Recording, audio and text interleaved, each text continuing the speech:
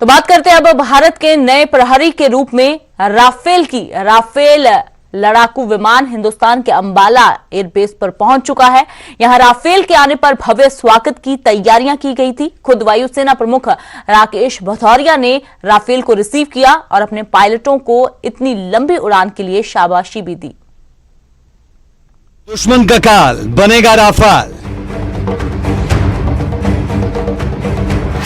भारत के नए प्रहरी का भव्य स्वागत। अंबाला बेस पर दुश्मन का काल तैनाती। जिसका है हवाओं पर राज, जो पलक झपकते ही दुश्मनों का करता है काम तमाम, जिसके अचूक निशाने से नहीं बच सका कोई, जिसने भारतीय वायुसेना को बनाया है सर्वशक्तिमान, वो है राफेल।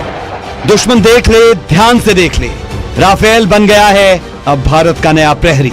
भारत की ओर आंख उठाकर देखना तो दूर, अगर दिल में कोई गलत ख्याल आए तो एक बार राफेल के बारे में जरूर सोच लीजिए, वरना ऐसा हश्र होगा कि पीढ़ी दर पीढ़ी खुद को कोसते रह जाओगे। फ्रांस से जब भारत ये नया प्रहरी भारतीय पायलटों के साथ उड़ान भरी तो हर किसी का ध्यान इसी ओर लगा।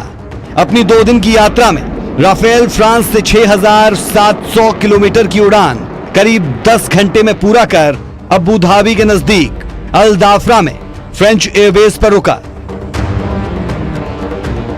इससे पहले हवा में ही फ्रांस की मदद से इन विमानों में ईंधन डाला गया। राफेल को ला रहे पायलटों ने एक रात का आराम किया और फिर सुबह उड़ान भरकर करीब 3 बजे भारत के अंबाला एयरबेस पर पहुंचे। तो इंतजार तो बहुत लंबा था। खैर, इंतजार खत्म हो चुका है और राफेल भारतीय सरजमी पर उतर चुका है। लेकिन अंबाला के आसमान की गड़गड़ाहट ने जरूर कंपन पैदा किया होगा चीन में भी और पाकिस्तान में भी, और कहीं ना कहीं ये भारत की मजबूती चिंता को बढ़ा रही होगी चीन और पाकिस्तान की। लेकिन ये मौका है देश के लिए सेलिब्रेशन का, एक उत्सव का, जिसे देशवासी खूब मना भी रहे हैं। यहां पहले से अपने नए बाहुबली का इंतजार कर रहे वायुसेना प्रमुख RS भदौरिया ने राफेल का भव्य स्वागत किया। भारत के इस नए प्रहरी के आगमन पर रक्षा मंत्री राजनाथ सिंह ने ट्वीट कर कहा, मैं कहना चाहूंगा कि भारतीय वायुसेना की इस नई क्षमता से अगर किसी को चिंतित होने की जरूरत है तो वो हैं जो हमारी क्षेत्रीय संप्रभुता को ठेस पहुंचाना चाहते हैं। भारतीय वायुसेना की ताकत में कई गुना इजाफा करने वाला राफेल अब इंडियन एयरफोर्स के बेड़े में पहुंच चुका है और इस मजबूती का जश्न पूरे देश ने मनाया है। तो वहीं दूसरी ओर दुश्मन देशों की माथे पर चिंता की लकीरें भी इस राफेल ने जरूर ला दी है। दरअसल राफेल जैसे आधुनिक लड़ाकू विमान का इस समय भारतीय वायुसेना को बेहद जरूरत थी, लेकिन कोरोना की वजह से इसमें देरी होने की संभावना थी।